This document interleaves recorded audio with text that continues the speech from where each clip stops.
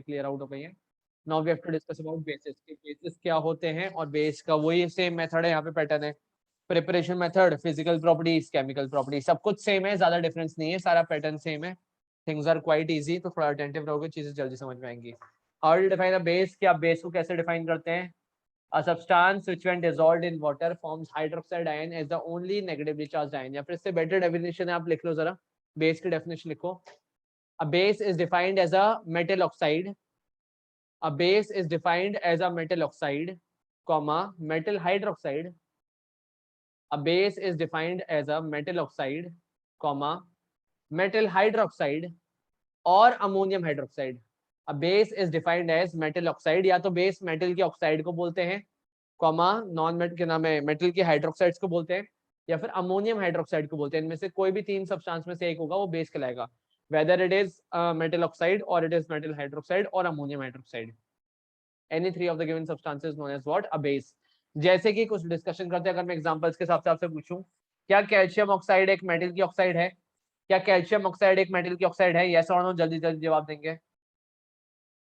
अरे मेटल की ऑक्साइड ही है यस कि? सर। Yes sir. तो क्या ये बेस होगा? यस सर, बिल्कुल होगा। और बात करते हैं, क्या मैग्नीशियम हाइड्रोक्साइड क्या एक मेटल की हाइड्रोक्साइड है? Yes sir. तो क्या ये बेस होगा? डेफिनेटली। क्या NaOH मेटल की हाइड्रोक्साइड है? Yes sir. क्या अमोनियम हाइड्रोक्साइड? तो अमोनियम हाइड्रोक्साइड ही है। Yes sir. तो क्या ये भी बेस होगा? Yes sir. तो या मेटल की ऑक्साइड हो, या फिर मेटल्स की हाइड्रोक्साइड हो, या फिर अमोनियम हाइड्रोक्साइड हो, इन तीनों में से एक भी कंडीशन सेटिस्फाई होती है, then substance is said to be a base. ऐसे सब्सटेंस को क्या बोलते हैं? बेस बोला जाता है, बेस। ठीक है, कोई दिक्कत तो नहीं है। अब बेस का ही एक सब केस होता है which is known as alkali. क्या बोलते हैं उनको? एल्कली। वो भी आप लिख लो जरा, कि एल्कली किन सब्सटेंसेस को बोलते हैं, which substance are known as alkali, लिखिए। वाटर, दो डेफिनेशन है इसकी। Water soluble bases are known as alkali. Water soluble bases are known as alkali. Water soluble bases are known as alkali because all bases do not dissolve in water. Water soluble bases are known as alkali because all bases are insoluble in water. सारे base पानी में dissolve नहीं होते, सिर्फ और सिर्फ वो base जो पानी के अंदर घुल जाएं, सिर्फ और सिर्फ वो बेस जो पानी के अंदर घुल जाए are said to be what, alkali. ये पहली डेफिनेशन है। और करके एल्कली की एक और डेफिनेशन लिखो, एल्कली की एक और डेफिनेशन लिखो। दो substances which when dissolved in water, those substances which when dissolved in water, I again repeat, those substances, और लिखते हुए चलेगा क्योंकि आप बुक से पढ़ोगे तो बहुत डिटेल है जो किसी काम की नहीं है। those substances which when dissolved in water form OH negative ion, form OH negative ion जिसको हाइड्रोक्साइड बोलते हैं, form hydroxide ion as the only negatively charged ion, form hydroxide ion as the only negatively charged ion are called alkali. Those substances which when dissolved in water form OH negative ion, जिसको आप क्या लिख सकते हो, hydroxide ion, as the only negatively charged ion, as the only negatively charged ion when dissolved in water, when dissolved in water are called as alkali. ऐसा कोई भी substance जिसको पानी में डालो और पानी में डालने पर सिर्फ OH नेगेटिव आयन ही इकलौता नेगेटिवली चार्ज आयन बने, तो ऐसे सब्सटेंसेस को क्या बोला जाता है? एल्कली। क्या बोलते हैं सब्सटेंसेस को? एल्कली। जैसे कि NaOH को जब आप पानी में डालते हो, NaOH when dissolved in water, तो किसका फॉर्मेशन करता है? Na पॉजिटिव का प्लस OH नेगेटिव का। तो क्या ये एल्कली है? Yes sir. कैल्शियम हाइड्रोक्साइड को जब पानी में डाला जाता है, then it leads to the formation of Ca+2 OH negative. तो क्या ये एल्कली है? Yes sir. पोटेशियम हाइड्रोक्साइड को जब पानी में डाला जाए तो क्या बनता है? K positive plus OH negative as the only negatively charge ion. तो क्या ये एल्कली है? Yes sir. Ammonium hydroxide, ammonium hydroxide को जब पानी में डाला जाए, then it leads the formation of ammonium ion, जो कि रेडिकल है हमें पता है, एंड हाइड्रोक्साइड आयन। तो क्या ये भी एक एल्कली है? Yes sir. मजे की बात, ये जो आपके सामने चारों एग्जाम्पल लिखे, इनको अच्छे से नोट कर लीजिएगा। इन चारों के नाम के अलावा आपके सिलेबस में कोई भी एल्कली नहीं है। Sodium hydroxide, potassium hydroxide, calcium hydroxide, ammonium hydroxide, इन चारों के अलावा कोई भी एल्कली आपके सिलेबस में नहीं है। जैसे आपको पहले ही बता दिया गया था एसिड्स के अंदर भी, कि HCl, H2SO4 and HNO3 are the only three strong acids in your syllabus, rest all are weak acid। इसी तरीके से ये चारों ही बस एल्कली हैं आपके सिलेबस के अकॉर्डिंग, बाकी कोई भी एल्कली नहीं होता। तो बाई चांस आप कंफ्यूज हो, ध्यान रखना है, इसके अलावा कोई भी नाम आ जाए आप उसको एल्कली नहीं बोलोगे। क्यों नहीं बोलोगे? क्योंकि वो वाटर में सॉल्युबल नहीं होगा। सिर्फ यही चारों बेसिस हैं, यही चारों बेसिस हैं जो पानी में घुल जाते हैं, बाकी कोई भी बेस पानी के अंदर डिसॉल्व नहीं होता। और क्योंकि अगर कोई बेस पानी के अंदर डिसॉल्व नहीं होता उसको एल्कली नहीं बोलते। तो और कोई अगर इनके अलावा चारों के अलावा कोई अदर सब्सटेंस आएगा, they will not be referred to as what, alkali. आ गई बात समझ में? कोई दिक्कत तो नहीं है, कंफर्म। आगे बढ़े, नेक्स्ट हेडिंग डाल दो, classification of basis. Classification of basis, classification.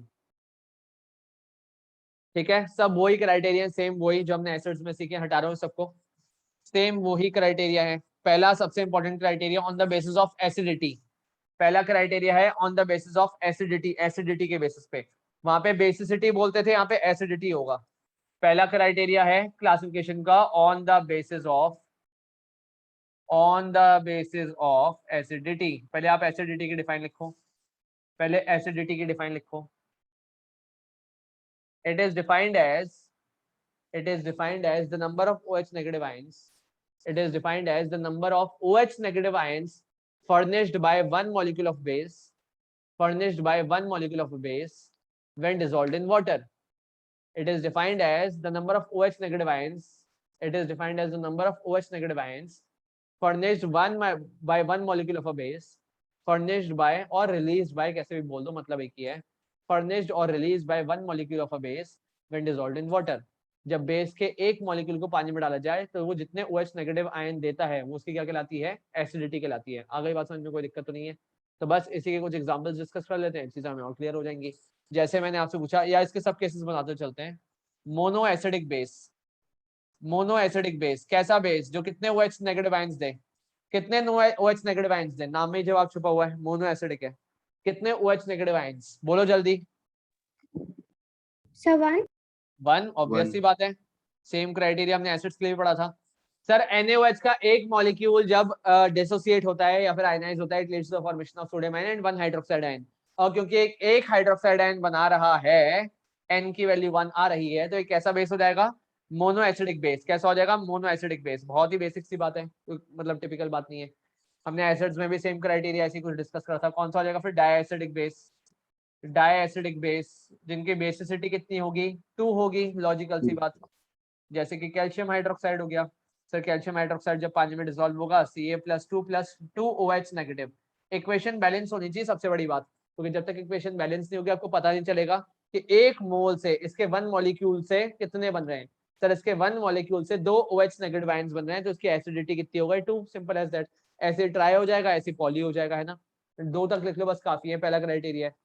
This is the first criteria. फिर on the basis of strength है, फिर on the basis of water है, वही सब क्राइटेरिया, कुछ भी नहीं बदला। लेकिन क्योंकि आप एसिड्स में पढ़ चुके हैं तो अब आपको चीजें ज्यादा आसान लगना स्टार्ट हो जाएंगी। डन, हटा दूं, डन, डन है। Yes, sir. अब second criteria on the basis of strength. Second criteria है on the basis of strength, strength के बेसिस पे।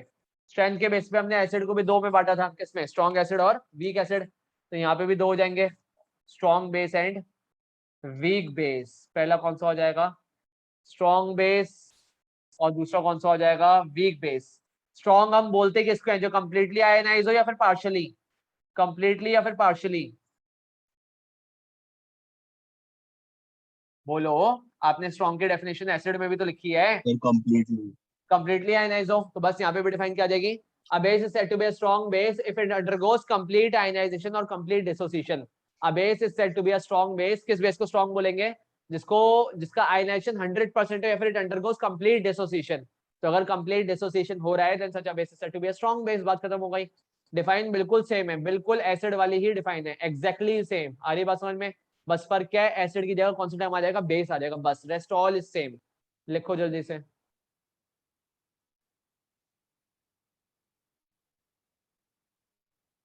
हो गया, डन, डन। Yes, sir. चलो अब इसके बाद वीक बेस की डेफिनेशन लिखो। A base which undergoes partial और incomplete ionisation. A base which undergoes partial और इनकम्प्लीट आयनाइजेशन, या तो पार्शियल हो, कैसे भी बोलो, मतलब तो एक ही है, व्हिच अंडरगोस पार्शियल और incomplete ionization is said to be a weak base, is said to be a weak base. ऐसे बेस को कैसा बेस बोलते हैं, वीक बेस बोलते हैं, जिसका कंप्लीट आयनाइजेशन नहीं होता। ठीक है जी, वही एसिड वाले डिफाइन है, कुछ भी नहीं बदला है, कुछ भी नहीं बदला है, बस एसिड की जगह वर्ड हटाकर हमने बेस लगा दिया है। अब एग्जांपल्स की मैं बात करूं तो एग्जांपल्स आपको याद करने पड़ेंगे। जैसे एसिड आपके सिलेबस में 3 बताए गए हैं, बेस आपके सिलेबस में बस 2 हैं, NaOH एंड KOH। इसके अलावा कोई भी बेस का नाम आएगा आप उसको सबको वीक बोलोगे। Rest all bases are weak bases, जैसे कि ammonium hydroxide weak base, calcium hydroxide, Calcium hydroxide. Magnesium hydroxide weak base, सारे के सारे वीक बेस, एटसेट्रा। बस ये दोनों स्ट्रॉन्ग हैं, रेस्ट ऑल आर वीक। ध्यान रखनी है बस इतनी सी बात। और कुछ भी टफ बात नहीं है, मैं बोलता रहा हूँ 10 का सिलेबस बहुत इजी, अगर आप कहना मानोगे थिंग्स आर क्वाइट इजी, बहुत ज्यादा आसान है। बस फॉलो अप करते हो चलो, जितना बताया जा रहा है उतना दिमाग में रिटेन रखो। 95 प्लस स्कोर करना कोई बहुत बड़ी बात नहीं होती 10th स्टैंडर्ड में। हो गया डन? डन है? यस सर डन है। चलो नेक्स्ट क्राइटेरिया इसके बाद on the basis of dilution. Dilution के बेसिस पे वही सेम घिसा पिटा क्लासिफिकेशन का क्राइटेरिया बस दे रखा है बुक में, तो पढ़ाना पड़ रहा है। मतलब तो वही है कि सर अगर पानी ज्यादा होगा तो डाइल्यूट बोलेंगे या फिर कॉन्सेंट्रेटेड बोलेंगे? पानी ज्यादा है अगर सॉल्वेंट ज्यादा है, अरे बोलो। अगर वाटर का अमाउंट ज्यादा होता है तो कैसा बोलते हैं, डाइल्यूट या फिर कॉन्सेंट्रेटेड? मतलब एसिड पढ़ा नहीं है तुम लोगों ने अभी, अगर पढ़ा होता तो आवाज आ रही होती। अर्पित पढ़ाई चल रही है घर पे, नहीं चल रही है? अर्पित आवाज आ रही है तेरे को? Yes sir. पढ़ाई हो रही है घर पे, नहीं हो रही है? Yes sir. लग तो नहीं रहा बेटा ना तू आंसर देता। डाइल्यूट बेस का मतलब क्या हो गया, more amount of water, more H2O, less base. More H2O less base. और कॉन्सेंट्रेटेड बेस का मतलब क्या हो जाएगा, लेस H2O मोर बेस। अरे सीधी सी बात है, सॉल्यूट का अमाउंट ज्यादा होगा, सॉल्यूट का अमाउंट ज्यादा होगा तो कॉन्सेंट्रेटेड, और सॉल्वेंट का अमाउंट ज्यादा होगा तो कैसा हो जाएगा, डाइल्यूटेड। सीधा सा कंसेप्ट है, सेम कंसेप्ट आपने एसिड ही पढ़ा था कि एसिड के कंटेनर के अंदर अगर पानी ज्यादा है एसिड कम है तो कैसा कहलाता था, डाइल्यूट, और अगर एसिड ज्यादा है पानी कम है तो कैसा कहलाता था, कॉन्सेंट्रेटेड। ठीक है जी। अब जरा सोच समझ के जवाब देना मेरे सवाल का। क्या ऐसा कुछ फिक्स है कि कॉन्सेंट्रेटेड एसिड ही डाइल्यूट होता है? क्या ऐसा कुछ फिक्स है कि कॉन्सेंट्रेटेड एसिड ही सॉरी क्या ऐसा कुछ फिक्स है कि स्ट्रॉन्ग एसिड ही कॉन्सेंट्रेटेड होते हैं, कि स्ट्रॉन्ग एसिड ही नो सर। कॉन्सेंट्रेटेड होगा? No sir. Strong acid concentrated भी हो सकता है, वीक भी हो सकता है। Likewise dilute acid concent sorry weak acid concentrated भी हो सकता है और डाइल्यूट भी हो सकता है। मतलब स्ट्रॉन्ग और वीक का कॉन्सेंट्रेटेड या फिर डाइल्यूट से कोई भी कंसर्न नहीं है। आ गई बात समझ में, कोई दिक्कत तो नहीं? नेक्स्ट हेडिंग इसके बाद कौन सी आएगी, हमने पूरा ये डिस्कस कर लिया, क्लासिफिकेशन वगैरह सब हो गया। अब नेक्स्ट आएगी इसके बाद प्रिपरेशन मेथड। हेडिंग डाल दीजिए प्रिपरेशन मेथड्स, कि बेस को हम कैसे कैसे प्रिपेयर कर सकते हैं। बेस के प्रिपरेशन मेथड, बेस के प्रिपरेशन मेथड। एक दो बातें, एक मिनट जरा मैं लेट मी चेक फर्स्ट, अगर एक दो बातें स्किप ना हो गई हो।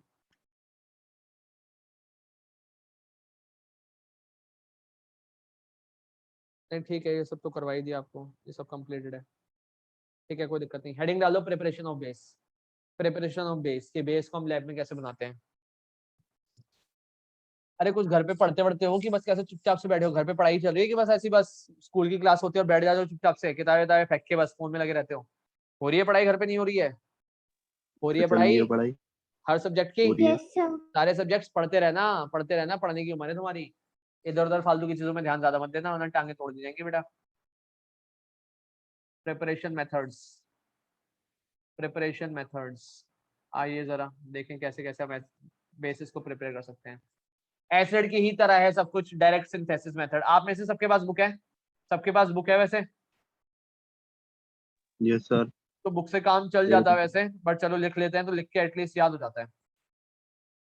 डायरेक्ट सिंथेसिस मेथड लिख के याद हो जाता है, बस ये फायदा होना, सब कुछ बुक में तो है, बस समझाना है कि अगर आप मेटल को, किसी भी मेटल को डायरेक्टली ऑक्सीजन की प्रेजेंस में हीट कर दो, किसी भी आप मेटल को डायरेक्टली ऑक्सीजन की प्रेजेंस में हीट कर दो तो किसका फॉर्मेशन हो जाएगा, जरा दिमाग लगाते हैं। सोडियम और ऑक्सीजन रिएक्ट करेंगे।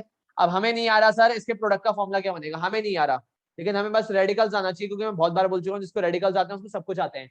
सोडियम रेडिकल का फॉर्मूला बोलो जल्दी। सोडियम के ऊपर कितना चार्ज होता है? पॉजिटिव।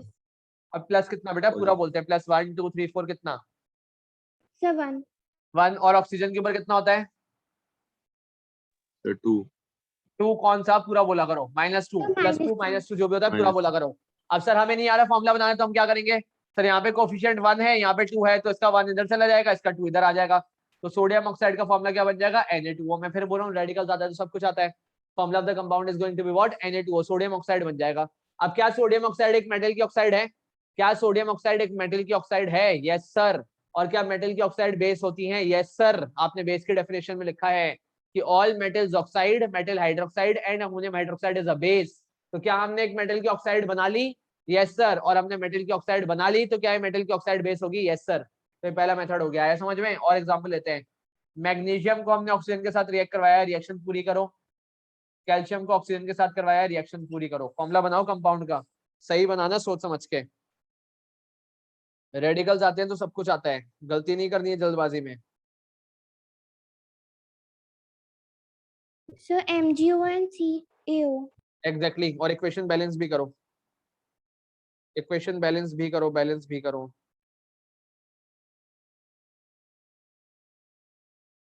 तीनों इक्वेशंस को बैलेंस करके लिखो।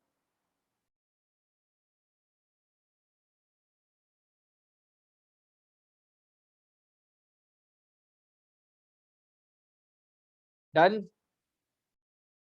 हो गया। Yes, sir. चलो जी, इक्वेशन बैलेंस करना भी कोई बहुत बड़ी बात नहीं थी, बस सारा क्या सर, मैग्नीशियम का कोफिशिएंट 2 करना है और उधर भी कोफिशिएंट चेंज MgO. करना है। एग्जैक्टली सर, ये 2 हो जाएगा, यहाँ पे कितना आ जाएगा, ट्वाइस ऑफ MgO। कितना हो जाएगा, ट्वाइस ऑफ MgO। ठीक है जी, यहाँ पे भी कोफिशिएंट 2 हो जाएगा, यहाँ पे भी आंसर क्या जाएगा, ट्वाइस ऑफ कैल्शियम ऑक्साइड। कैसे पता चला, क्योंकि मैग्नीशियम की वैलेंसी कितनी होती है, +2, ऑक्सीजन की वैलेंसी कितनी होती है, -2, 2 से 2 कट गया, क्रॉस करके 1 आएगा, फॉर्मूला क्या बन जाएगा, MgO। कैल्शियम ऑक्साइड का भी सेम फॉर्मूला बन जाएगा। बात आ रही है समझ में, ये पहला मेथड हो गया, ये पहला मेथड। अब सेकंड मेथड पे आते हैं इसके बाद, by action of water, by action of, अच्छा एसिड्स के प्रिपरेशन मेथड तुम्हारे पास लिखे होंगे ना, जरा सेकंड मेथड पढ़ना क्या है, by action of water on what.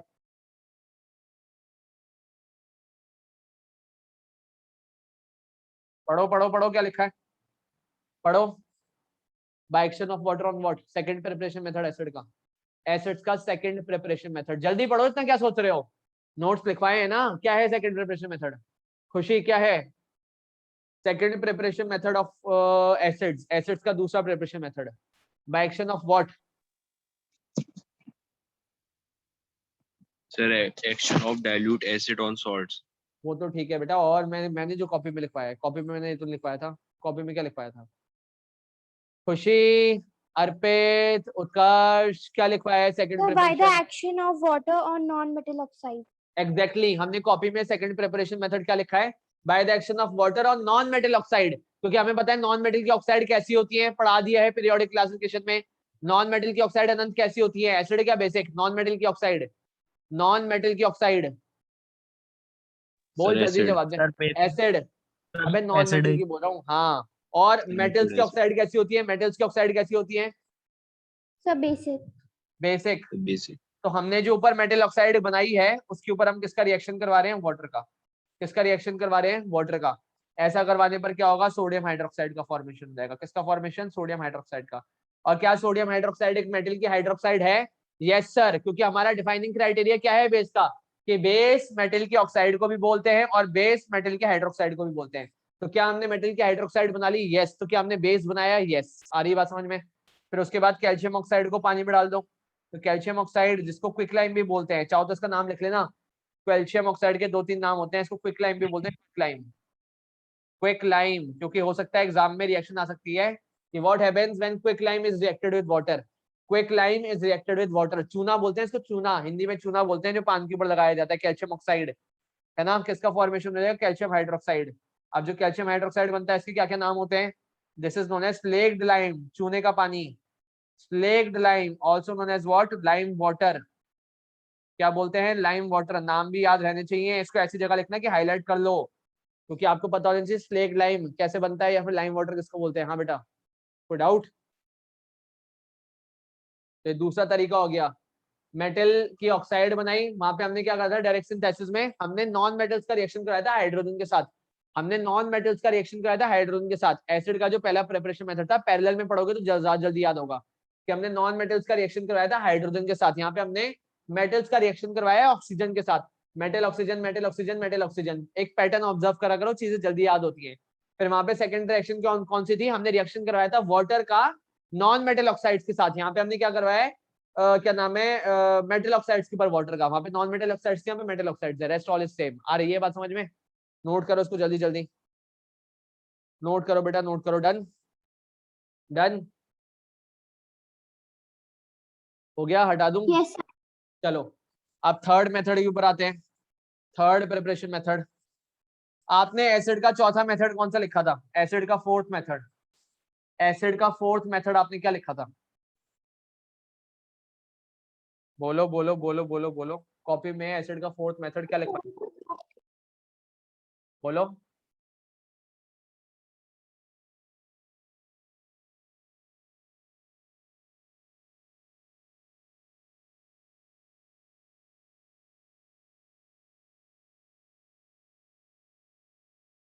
Fourth method आपने देखा था डबल डीकम्पोजिशन मेथड, आपने चौथा मेथड वहां पे कौन सा पढ़ा था? डबल डीकम्पोजिशन या फिर डबल डिस्प्लेसमेंट मेथड, कि जब एक सॉल्ट के ऊपर एसिड डाला जाता है तो another salt plus another acid बनता है, और इक्वेशन भी लिखवाई थी, salt plus acid gives another salt plus another acid. तो यहाँ पे थर्ड मेथड का नाम क्या है? By action of base on metal hydroxide, by the action of base on metal hydroxide. Metal hydroxide का रिएक्शन हम करवाएंगे बेसिस के ऊपर या फिर सॉल्ट्स के ऊपर हम बेस का रिएक्शन करवाएंगे, फॉर एग्जाम्पल। और ये चीज एग्जैक्टली हमारी एनालिटिकल केमिस्ट्री पूरे चैप्टर के अंदर है, पूरा ये कंसेप्ट एनालिटिकल केमिस्ट्री के अंदर आएगा, कि जैसे फॉर एग्जांपल आपने फेरस सल्फेट जो कि एक सॉल्ट है, इसका रिएक्शन NaOH के साथ करवा दिया, जो कि ऑलरेडी एक बेस है, जो कि ऑलरेडी एक बेस है, तो ऐसा करवाने पर डबल डिस्प्लेसमेंट रिएक्शन होगी। डबल डिस्प्लेसमेंट रिएक्शन करने के लिए आपको रेडिकल्स पहचानना आना चाहिए। इसमें कौन सा रेडिकल होगा? Fe+2, और इसमें कौन सा रेडिकल होगा? SO4-2। NaOH के अंदर कौन कौन से रेडिकल्स होते हैं? जल्दी बोलो, NaOH के अंदर कौन कौन से रेडिकल्स होते हैं? जल्दी जल्दी जल्दी, टाइम खराब मत करो। Sir Na+OH-। OH-। Double displacement reaction का मतलब क्या होता है? रेडिकल्स की अदला बदली, इसका पॉजिटिव इसके नेगेटिव के साथ और इसका पॉजिटिव इसके नेगेटिव के साथ। आ रही है बात समझ में? तो क्या सॉल्ट बनेगा? और ये सिखाया था तरीका, किसका फॉर्मेशन हो जाएगा? Na2SO4, क्योंकि वैलेंसी +1 है, इसके वैलेंसी -2 है। जब इन दोनों के कंपाउंड बनाओगे तो क्या बनेगा? Na2SO4, और बेस कौन सा बन जाएगा? FeOH का होल ट्वाइस। क्या बन जाएगा? FeOH का होल ट्वाइस। क्या फेरिक हाइड्रोक्साइड मेटल का हाइड्रोक्साइड है? Yes sir. और क्या मेटल का हाइड्रोक्साइड एक बेस होता है? Yes sir. तो मतलब क्या ये एक बेस हुआ? डेफिनेटली। तो हमने बेस बना लिया। और ऐसी रिएक्शन आपने वहां पे क्या पढ़ी थी? Salt plus acid gives another salt plus another acid. अरे याद आ रहा है? वहां पे सिखाया था salt plus acid gives another salt plus another acid. यहाँ पे salt plus base gives another salt plus another base है। पैरेलल में पढ़ोगे, मैं फिर बोल रहा हूँ, थिंग्स आर क्वाइट इजी। ये पहला एग्जांपल हो गया आपका। सेकंड एग्जांपल लिखते हैं। कॉपर सल्फेट के ऊपर NaOH की रिएक्शन करवाई, leads to the formation of what? Cu, एक मिनट, सॉल्ट लिखना है ना पहले यहाँ पे, तो सोडियम सल्फेट बनेगा अगेन, प्लस CuOH का होल ट्वाइस, CuOH का होल ट्वाइस। और ऐसे बहुत से एग्जांपल हैं। एनालिटिकल केमिस्ट्री चैप्टर इसी टाइप की रिएक्शन से भरा पड़ा है पूरा। तो अगर आपने इस टाइप की रिएक्शंस को समझ लिया कि salt plus base gives another salt plus another base, आपका एनालिटिकल केमिस्ट्री ऐसे ही खत्म हो जाएगा चैप्टर। सब कुछ इसी बातों के ऊपर बेस्ड है, सब कुछ इसी कॉन्सेप्ट के ऊपर बेस्ड है। ठीक है, करो नोट जल्दी जल्दी।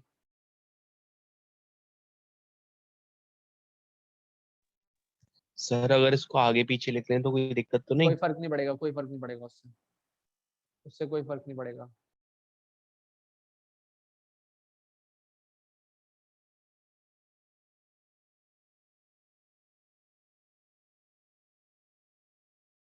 डन है, बढ़ जाए आगे। डन। बस इतने मेथड्स काफी है प्रिपरेशन के अंदर। इसके बाद आपको फिजिकल प्रॉपर्टीज केमिकल करवा देते हैं। एक दो प्रॉपर्टी बुक में और दे रखी है, अगर आपके पास बुक है तो आप बुक देख लीजिएगा सीधा। प्रॉपर्टी नंबर 5, प्रॉपर्टी नंबर 6, मतलब प्रिपरेशन मेथड 6, मतलब इतना ज्यादा इंपॉर्टेंट नहीं है, आप उसको स्किप भी करना चाहो तो कर सकते हो, कोई बहुत बड़ी बात नहीं है, उसमें कुछ ऐसा खास इंपॉर्टेंट नहीं है। स्किप करना चाहो कर सकते हो। नेक्स्ट इसके बाद physical properties, physical properties of base, वो ज्यादा इंपॉर्टेंट है, हटा दो उसको। डन है? सर डन है। चलो, मैं फिर बोल रहा हूँ, जो प्रॉपर्टी प्रिपरेशन मेथड 4 है, 5 है, 6 है, वो इतना इंपॉर्टेंट नहीं है, आप चाहो तो स्किप कर सकते हो, करना चाहो कर लेना। इतना कुछ खास नहीं है कि बोर्ड्स में आता ही हो, अगर आता होता तो मैं अपना भी बता देता। इतना कोई बहुत ज्यादा इंपॉर्टेंट नहीं है। फिर भी देख लो, पढ़ लो, कोई दिक्कत हो तो पूछ लेना कि सर ये चीज समझ में नहीं आई, समझा दीजिए कि ये कैसे हुआ। है सब कुछ बहुत सिंपल ही। ठीक है, नेक्स्ट आ जाओ। उसके बाद जो इंपॉर्टेंट कंटेंट है वो है physical properties, physical properties of base. अरे लिखना स्टार्ट करो जल्दी से कॉपी में। मैं फिर बोल रहा हूँ, दे रखा है सब कुछ बुक में, बट लिखने का एक बेनिफिट क्या होता है कि हमें याद हो जाती है लिखने के प्रॉपर्टीज। लिखना स्टार्ट करो। बेसिस हैव बिटर टेस्ट, या फिर they are bitter to taste, they are bitter to taste, कड़वे होते हैं। तो जितनी भी आप कड़वी सब्जी खाते हैं समझ जाइएगा उनके अंदर क्या नाम होता है? बेस प्रेजेंट होता है। और जितने भी आप खट्टे फ्रूट्स खाते हो सबके अंदर एसिड होता है। जैसे करेले के अंदर कड़वाहट होती है तो मतलब उसके अंदर बेस होता है। नींबू हो गया, संतरा हो गया, जो भी खट्टे सब्सटेंस होते हैं उनके अंदर एसिड, और जितने भी कड़वे सब्सटेंस होते हैं उनके अंदर बेस प्रेजेंट होता है। ठीक है, कोई दिक्कत नहीं। They have bitter taste. Next point उसके बाद लिखो। दे फील सोपी टू टच, दे फील सोपी टू टच, कि अगर आप बेस पाथ लगाओगे तो आपको साबुन जैसा फील आएगा, साबुन जैसी फीलिंग आती है। दे फील सोपी टू टच। नेक्स्ट उसके बाद जो ज्यादा इंपॉर्टेंट है, एक्शन ऑन इंडिकेटर्स। ये स्टार्टिंग वाली दोनों बातें इतनी ज्यादा इंपॉर्टेंट नहीं है, थर्ड वाला पॉइंट ज्यादा इंपॉर्टेंट है, action on indicators. Action on indicators, कि इंडिकेटर्स के ऊपर इसका क्या असर होता है, एक्शन ऑन इंडिकेटर्स। ठीक है जी। अब एक्शन ऑन इंडिकेटर्स में पहला कौन सा हो जाएगा, लिटमस।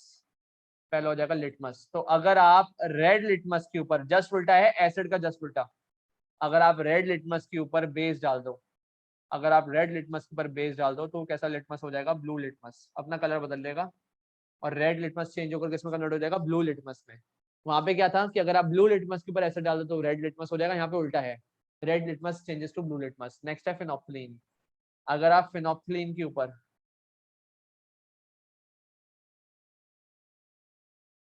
बेस डाल दो तो पिंक कलर का चेंज होता है, वो रोज पिंक। पिंक में भी एग्जैक्ट कैसा होता है, रोज पिंक, लेकिन आप पिंक लिखोगे तो काम चल जाएगा। कि फिनोप्थलीन के ऊपर, जो कि एक ट्रांसपेरेंट सॉल्यूशन होता है, फिर कलरलेस सॉल्यूशन होता है। कैसा होता है, कलरलेस। इसके बारे में हम एसिड में भी लिख चुके हैं कि एसिड किस कलर में चेंज करता है, एसिड फिनोप्थलीन को किस कलर में चेंज करता है, जल्दी बोलो। एसिड फिनोप्थलीन को किस कलर में चेंज करता है, जल्दी जल्दी जल्दी जल्दी बोलो। नालायको, कलरलेस टू कलरलेस, इतना क्या सोच रहे हो, sir colourless to colourless colourless रहता है, एग्जैक्टली। और यहाँ पे पिंक कलर में चेंज हो जाएगा। और लास्ट उसके बाद मिथाइल ऑरेंज।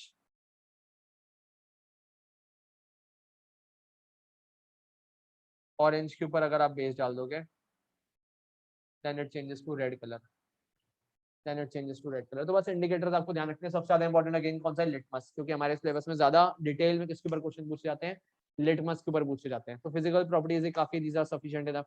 अब हेडिंग डाल दो केमिकल प्रॉपर्टीज, केमिकल प्रॉपर्टीज। आज केमिकल प्रॉपर्टीज खत्म करवा देते हैं, बस आपको पीएच का डिस्कशन आज नहीं करेंगे। सबके पास बुक है, सबके पास बुक है, बुक बताओ जल्दी है, बुक है सामने रखी हुई है सर अभी। खोल दी बुक। बस केमिकल प्रॉपर्टीज पे आ जाओ, जरा लिखो मत, समझने के ऊपर ज्यादा फोकस करो। और ये आपका होमवर्क है कि आप इनको याद करके कॉपीज में अपने आप नोट डाउन करोगे। पहली वाली प्रॉपर्टी ज्यादा इजी, कोई बहुत बड़ी बात नहीं है, कि अगर आप किसी भी बेस के अंदर, दिमाग खोल के बात को सुनना, अगर आप किसी भी बेस के अंदर कार्बन डाइऑक्साइड गैस को पास करवाओगे तो बेस कार्बन डाइऑक्साइड गैस को अपने अंदर एब्जॉर्ब कर लेगा।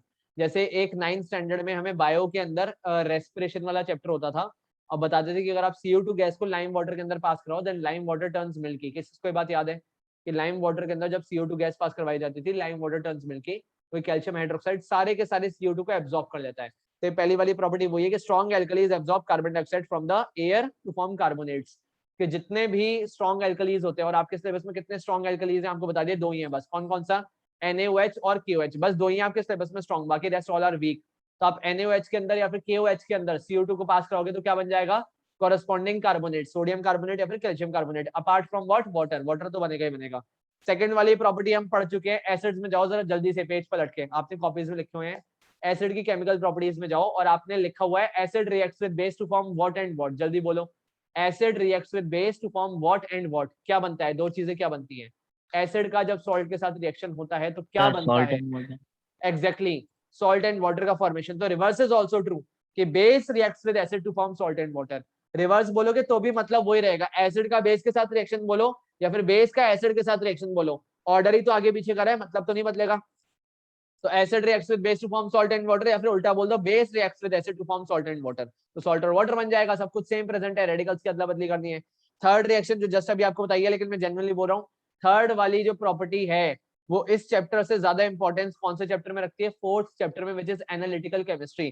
फोर्थ चैप्टर पूरा का पूरा इस थर्ड वाली रिएक्शन के ऊपर बेस्ड है, जो मैं बार बार बता रहा हूँ कि NaOH के साथ या फिर अमोनियम हाइड्रोक्साइड के साथ हम सारे सॉल्ट्स की रिएक्शन करवाएंगे। अलग अलग सॉल्ट्स की रिएक्शन हम NaOH और अमोनियम हाइड्रोक्साइड के साथ करवाएंगे, और पूरा एनालिटिकल केमिस्ट्री उसी के ऊपर बेस्ड है। ठीक है, तो इसमें कोई बहुत बड़ी बात नहीं है। सॉल्ट प्लस बेस है, देखो जरा रिएक्शन क्या दे रखी है, salt plus base gives another salt plus another base. जो जस्ट अभी आपको बोर्ड में रिएक्शन बताई थी कि सॉल्ट का जब बेस के साथ रिएक्शन होता है तो अनदर सॉल्ट और अनदर बेस बनता है, और जो बेस बन रहे हैं सारे के सारे वो कैसे सब बन रहे हैं, इनसॉल्युबल, इनसॉल्युबल। तो कोई बहुत बड़ी बात नहीं, यहाँ पे बाई चांस आपको नहीं भी आएगी तो कोई दिक्कत वाली बात नहीं है। एनालिटिकल केमिस्ट्री में हमें ये रिएक्शंस और स्ट्रांगली समझ में आएंगे, क्योंकि मेन उस चैप्टर को बिलोंग करती है। और लास्ट कौन सी रिएक्शन है, जो कि अमोनिया गैस का प्रिपरेशन मेथड है, लिख लो वहां पे जरा, फोर्थ वाली प्रॉपर्टी का लिख लो, this is the preparation method of ammonia gas.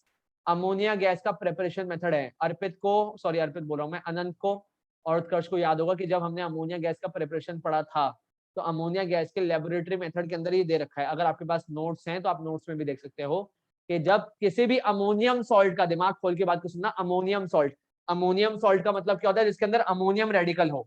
I again repeat, जिसके अंदर अमोनियम रेडिकल हो उसको अमोनियम सॉल्ट बोलते हैं। एग्जैक्टली जैसे कि अमोनियम क्लोराइड ले लो, अमोनियम कुछ भी ले लो, अमोनियम क्लोराइड हमने ले लिया और इसकी रिएक्शन हमने एल्कली के साथ करवा दी। किसके साथ करवा दी? एल्कली के साथ। तो एक्स बनेगा सॉल्ट, वाटर और अमोनिया गैस, फिक्स है। अब सॉल्ट क्या बनेगा? थोड़ा दिमाग लगा लेते हैं कि यहाँ से एनायन आएगा, यहाँ से कैटायन आएगा। क्या बनेगा? Salt, calcium chloride. क्या बन जाएगा? Calcium chloride. और बाकी दोनों प्रोडक्ट कांस्टेंट है कि अमोनिया बनना ही बनना है, अमोनिया गैस बननी बननी है और वाटर बनना ही बनना है। तो अगर आप किसी भी अमोनियम सॉल्ट का रिएक्शन एक एल्कली के साथ करवाते हो, एल्कली हमारे सिलेबस में कौन कौन एल्कली है sir? 4 substances, NaOH, KOH, calcium hydroxide, ammonium hydroxide, 4 ही एल्कली है हमारे सिलेबस में। तो किसी भी अमोनियम सॉल्ट का रिएक्शन जब एल्कली के साथ करवाया जाता है तो सॉल्ट बनता है, जो कि वेरिएबल है, वो डिपेंड करेगा कि कैल्शियम आएगा कि सोडियम का सॉल्ट होगा। लेकिन दो चीज फिक्स है कि वाटर बनना ही बनना है और अमोनिया गैस बनेगी ही बनेगी। आ रही है बात समझ में? कंफर्म है? कोई दिक्कत तो नहीं? तो यहाँ तक बेस का सेक्शन आपका पूरा खत्म होता है। बुक में जो आगे दे रखा है पीएच, वो मैं आपको कल समझाऊंगा, जल्दबाजी करने की जरूरत नहीं है। एक्सरसाइज शेयर कर दूंगा एसिड्स की, आज पहले उसको कंप्लीट करना। बेस भी आपका पूरा कंप्लीट हो जाएगा। बस ये पीएच वाला टॉपिक छोड़ देना कि पीएच वाला क्या टॉपिक है, समझ में आ जाएगा। और एसिड सॉल्ट वाले सेक्शन में बहुत सी चीजें बोर्ड के सिलेबस में कट गई हैं, तो जो कट गई हैं उनको हम नहीं करेंगे, वो मैं बता दूंगा कौन कौन से टॉपिक्स आपको छोड़ने हैं। हार्डली परसों का दिन और आपका ये चैप्टर भी एंड। तो स्पीड आप लोगों की सही चल रही है। ज्यादा से ज्यादा मैक्स टू मैक्स समझता हूँ 15 सितंबर तक आपका फर्स्ट टर्म में जो भी आ रहा है केमिस्ट्री में सब कंप्लीट हो जाएगा। 15 सितंबर में मैंने बहुत ज्यादा बोल दी, हार्डली ज्यादा से ज्यादा 10 सितंबर तक आपका जो भी फर्स्ट टर्म नवंबर वाले पेपर में आने वाला है वो जल्द से जल्द खत्म हो जाएगा और फिर वापस से हम बायो के रिवीजन पे आ जाएंगे। आ रही बात समझ में? तो इतना आज कंप्लीट करना, अच्छे से स्ट्रांगली याद करो एसिड को और बेस को, जहां तक करवा दी याद करो, क्योंकि कल की क्लास में भी क्लास स्टार्ट होती है सबसे पहले मैं आपसे क्रॉस क्वेश्चनिंग करूंगा। आ रहा है समझ में? और अपना केमिकल बॉन्डिंग और पीरियोडिक वाला चैप्टर बार बार रिवाइज करते रहो करते रहो करते रहो। जितने ज्यादा रिविजन करोगे उतने ज्यादा आपके स्कोर करने के चांसेस ज्यादा है।